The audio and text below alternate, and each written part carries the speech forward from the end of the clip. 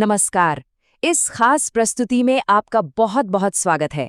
आज हम तिरुमाला की उन पवित्र पहाड़ियों की एक ऐसी अद्भुत आध्यात्मिक यात्रा पर निकलने वाले हैं जो सिर्फ एक आम तीर्थ यात्रा नहीं है, बल्कि ये परमेश्वर के उस सर्वोच्च बलिदान को समझने का एक प्रयास है जिसे सुनकर किसी का भी हृदय श्रद्धा से भर जाएगा। आज हम गहराई से जानेंगे कि आखिर कैसे भगवान ने वैकुंठ का असीम ऐश्वर्य त्याग कर मानवता के कल्याण के लिए स्वयं को एक पाषाण यानी पत्थर की मूर्ति में बदल लिया।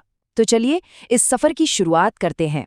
बालाजी, श्रीनिवास, गोविंदा, वेंकटचलपति, आपने ये नाम जरूर सुने होंगे। ये केवल नाम नहीं है, बल्कि ये वो पवित्र मंत्र हैं जिनका जाप हर दिन लाखों श्रद्धालु करते हैं। सोचिए, जब भक्त लंबी लाइनों में खड़े होकर एक स्वर में इन नामों का उद्घोष करते हैं तो उस वातावरण में कैसी गजब की ऊर्जा गूंजती है। लेकिन क्या कभी आपके मन में ये विचार आया है कि इन नामों के पीछे की असल कहानी क्या है? एक सर्वोच्च सत्ता धरती पर आकर श्रीनिवास कैसे बन गई? अब इस कहानी को पूरी तरह समझने के लिए हमें सबसे पहले उस स्थान को समझना होगा जहां ये घटित हुई। तिरुमाला की ये 7 पवित्र पहाड़ियां शेषाद्रि, नीलाद्रि, गरुड़ाद्रि, अंजनाद्रि, वृषभाद्रि, नारायणाद्रि और वेंकटाद्रि। देखिए, ये 7 पहाड़ियां सिर्फ साधारण पत्थर और मिट्टी का ढेर नहीं है। शास्त्रों के अनुसार ये साक्षात भगवान विष्णु के नाग आदि शेष के 7 फनों का प्रतीक है। मुख्य मंदिर 7वीं पहाड़ी वेंकटाद्रि पर है। इसका सीधा सा मतलब ये है कि जब भी कोई श्रद्धालु इन पहाड़ियों पर नंगे पैर कदम रखता है तो उसकी वो चढ़ाई सिर्फ एक शारीरिक मेहनत नहीं, बल्कि अपने आप में एक बहुत गहरी आध्यात्मिक यात्रा बन जाती है। खैर, ये पूरी गाथा शुरू होती है एक कॉस्मिक टेस्ट यानी एक ब्रह्मांडीय परीक्षा से।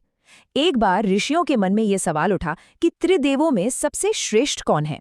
अब इस मुश्किल सवाल का जवाब खोजने का काम भृगु मुनि को सौंपा गया। मुनि ने सत्यलोक में भगवान ब्रह्मा और कैलाश में भगवान शिव की परीक्षा ली और अंत में वे पहुंचे वैकुंठ। आपको बता दूं, भृगु मुनि के पैर में उनके अहंकार का प्रतीक एक अतिरिक्त नेत्र यानी एक आंख थी।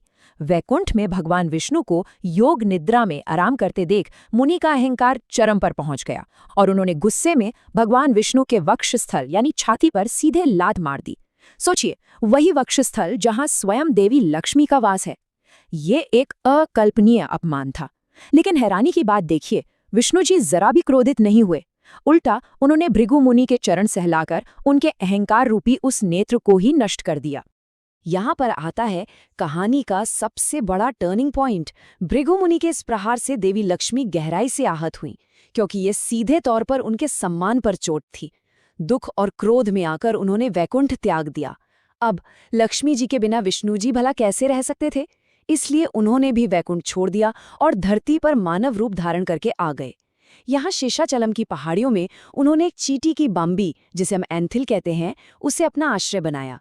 एक बार सोचकर देखिए, एक तरफ वैकुंठ का वो परम ऐश्वर्य और शांति और दूसरी तरफ धरती की ये पीड़ा। ब्रह्मांड का पालनहार अब मानव रूप में भूख, प्यास और शारीरिक कष्ट सह रहा था। इसे ही कहते हैं सर्वोच्च बलिदान। पर भाई, जब भगवान स्वयं संकट में हों तो दैवीय शक्तियां चुप कैसे बैठ सकती हैं?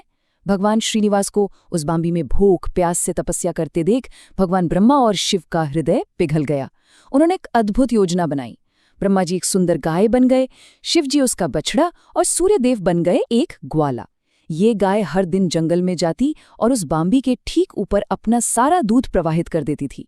इसी दूध से भगवान श्रीनिवास को पोषण मिलता था। त्रिदेवों के बीच सहयोग का यह कितना सुंदर और रहस्यमयी दृश्य था, है ना? लेकिन सच कहूं तो ये रहस्य ज्यादा दिन छिप नहीं सका। जब उस ग्वाले को पता चला कि गाय अपना सारा दूध एक बाम्बे पर बर्बाद कर रही है तो उसने गुस्से में आकर गाय पर अपनी कुल्हाड़ी से जोरदार वार कर दिया। ठीक उसी क्षण भगवान श्रीनिवास बाम्बी से बाहर निकले और वो कुल्हाड़ी सीधे उनके सिर पर जा लगी। भगवान के सिर से रक्त बहने लगा। अब चूंकि ये घटना चोल राजा के राज्य में हुई थी, भगवान ने राजा को श्राप दे दिया। क्यों? क्योंकि शास्त्रों का एक बहुत कड़ा नियम है कि एक शासक अपने सेवकों के कर्मों के लिए पूरी तरह से उत्तरदायी होता है। ये आज के समय के लीडर्स के लिए भी एक बहुत बड़ा सबक है। घायल अवस्था में जब भगवान श्रीनिवास आगे बढ़े तो उनकी भेंट वराह स्वामी से हुई। वराह स्वामी भगवान विष्णु के ही अवतार हैं और वे सतयुग से उन पहाड़ियों पर निवास कर रहे थे। श्रीनिवास ने उनसे रहने के लिए थोड़ी जमीन मांगी। वराह स्वामी ने तुरंत एक शर्त रख दी, मेरे क्षेत्र में आने वाले भक्त पहले मेरे दर्शन करेंगे। भगवान श्रीनिवास ने मुस्कुराते हुए इस शर्त को मान लिया। ये कोई साधारण बातचीत नहीं थी। इसी पौराणिक वादे के कारण आज भी तिरुमला की यात्रा तब तक पूरी नहीं मानी जाती जब तक तीर्थयात्री सबसे पहले आदि वराह स्वामी का आशीर्वाद नहीं ले लेते। वराह स्वामी के निर्देश पर श्रीनिवास एक आश्रम में पहुंचे, जहां एक बहुत ही भावुक कर देने वाला पल आता है। वहां उनकी मुलाकात वकुला देवी से हुई। आपको याद होगा, द्वापर युग में माता यशोदा ने पूरे प्रेम से कृष्ण को पाला था, लेकिन वे उनके विवाह का सुख नहीं देख पाई थीं। भगवान ने तब उन्हें एक वचन दिया था, और वो वचन कलयुग में पूरा हुआ। वकुला देवी वास्तव में माता यशोदा का ही पुनर्जन्म थीं। उन्होंने घायल श्रीनिवास को देखा, उनके घावों का उपचार किया और उन्हें अपने पुत्र के रूप में स्वीकार कर लिया, ताकि वो अंततः अपने प्रभु का विवाह अपनी आंखों से देख सकें। अब विवाह की बात चली है तो देवी का अवतरण भी जरूरी था। ये कथा जुड़ती है चंद्रवंश के न्यायप्रिय राजा आकाश राजा से। राजा संतान प्राप्ति के लिए एक यज्ञ कर रहे थे, और जब वे खेत जोत रहे थे तो चमत्कारिक रूप से उन्हें धरती से एक अत्यंत विशाल 1000 पंखुड़ियों वाला चमकता हुआ स्वर्ण कमल मिला। उस सुनहरे कमल के बीच एक बहुत ही सुंदर और दिव्य कन्या लेटी हुई थी। राजा ने उसे अपनी पुत्री मान लिया और उसका नाम रखा पद्मावती। और हाँ, ये कन्या कोई और नहीं बल्कि साक्षात देवी लक्ष्मी का ही अंश थी, जो अपने प्रभु से दोबारा मिलने की ओर बढ़ रही थीं। समय बीता, श्रीनिवास और पद्मावती की भेंट हुई, प्रेम हुआ और विवाह तय हो गया। लेकिन यहाँ एक बहुत बहुत बड़ी समस्या आ खड़ी हुई। समस्या थी 1,14,00,000 राम मुद्राएं, यानी सोने के सिक्के। भगवान श्रीनिवास तो अपना सारा ऐश्वर्य छोड़कर एक साधारण वनवासी की तरह रह रहे थे, और पद्मावती थी एक राजकुमारी। राजा आकाश के स्तर के अनुसार एक शाही शादी के लिए इतनी विशाल धनराशि की जरूरत थी। अब एक तपस्वी भगवान के सामने ये एक बड़ा धर्म संकट था कि इतना धन आखिर आए कहाँ से। तो विधाता ने इस अथाह धन का इंतजाम कैसे किया, ये हिस्सा वाकई बेहद दिलचस्प है। भगवान ने देवताओं के कोषाध्यक्ष यानी ट्रेजरर कुबेर जी का स्मरण किया। कुबेर जी ने धन तो दिया, लेकिन पूरी तरह से प्रोफेशनल और व्यावसायिक नियमों के साथ। पहले श्रीनिवास ने निवेदन किया, फिर बाकायदा एक बेहद सख्त प्रॉमिसरी नोट या वचन पत्र तैयार किया गया। कुबेर जी ने 1,14,00,000 स्वर्ण मुद्राएं उधार दे दी, लेकिन शर्त ये रखी कि भगवान श्रीनिवास कलयुग के अंत तक इस ऋण का, इस लोन का ब्याज चुका रहेंगे। एकदम पक्का एग्रीमेंट। अब आप आज के समय से इसे जोड़कर देखिए। यही शर्त तिरुमाला की सबसे बड़ी परंपरा का आधार है, मंदिर की हुंडी। आज जब भी कोई श्रद्धालु मंदिर की उस विशाल हुंडी में अपना धन या आभूषण अर्पित करता है, तो वो वास्तव में सिर्फ दान नहीं दे रहा होता, वो इस प्राचीन ब्रह्मांडीय समझौते का एक अहम हिस्सा बन रहा होता है। हुंडी में दिया गया आपका दान भगवान के उस अनंत काल तक चलने वाले ऋण के ब्याज को चुकाने में मदद करता है, और बदले में तीर्थयात्रियों को जो पवित्र लड्डू प्रसाद मिलता है, वो उसी ब्रह्मांडीय कृपा और पोषण का साक्षात प्रतीक है। ये वाकई भक्ति और सेवा का एक अद्भुत संगम है। खैर, विवाह अत्यंत भव्य तरीके से संपन्न हुआ, लेकिन कहानी यहाँ समाप्त नहीं होती। महर्षि नारद के माध्यम से श्रीनिवास के विवाह की खबर कोल्हापुर में तपस्या कर रही महालक्ष्मी तक पहुंच गई। अब आप सोच ही सकते हैं, क्रोधित लक्ष्मी जी तुरंत तिरुमला पहुंची। ये एक अत्यंत तीव्र और भावुक टकराव था। एक तरफ देवी लक्ष्मी है, जो अनंत काल से उनकी अर्धांगिनी है और भगवान के वक्षस्थल पर सिर्फ उनका अधिकार है, और दूसरी ओर देवी पद्मावती हैं, जो वेदवती का अवतार हैं, जिन्हें त्रेता युग में स्वयं भगवान ने विवाह का वचन दिया था। दोनों देवियों के इस टकराव ने इस पूरी कथा को इसके चरम बिंदु पर ला खड़ा कर दिया।